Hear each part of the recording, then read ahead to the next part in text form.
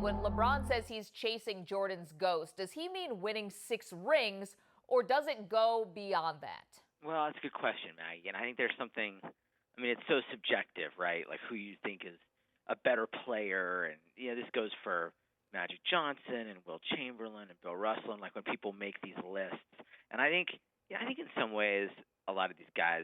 This when happened. I asked Lamar Odom about like the Kobe Michael Jordan comparison. This was before all of Lamar's things, and he said what motivates him is the conversation. He said it's us having this conversation right now, and I think that's part of this. I don't know that the way our culture is, anybody's ever going to say, "Oh, he's better than Michael Jordan," unless he eclipses 6 championships, and that's going to be really hard to do. So I think it's more about kind of getting in the conversation. I refer to it as the airspace. Is he there yet? That's probably up for debate. But there's no doubt that he's probably feels a little bit emboldened by winning this third one, given the way that third one was won. You never say that. Like he was saying, a championship's a championship. One equals one. But this one felt a little bit weightier than one. Yeah, you feel like he was even able to bring this up because of the way that Cleveland won the title?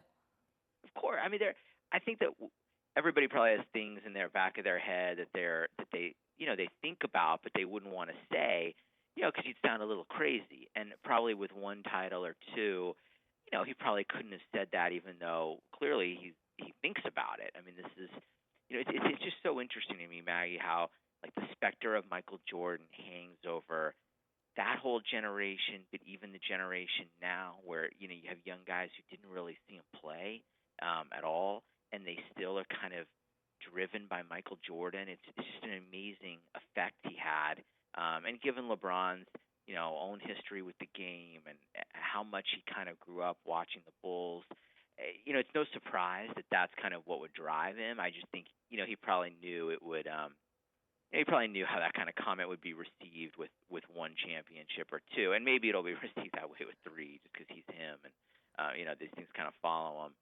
But I don't know. It's just I thought it was kind of interesting. If you saw the way he did it and the audience, I mean, he was around a bunch of kids, like high school, and some college, mostly high school players, really good high school players, and it was it wasn't your typical LeBron James Q&A session. I mean, he was talking to them kind of like he was one of them.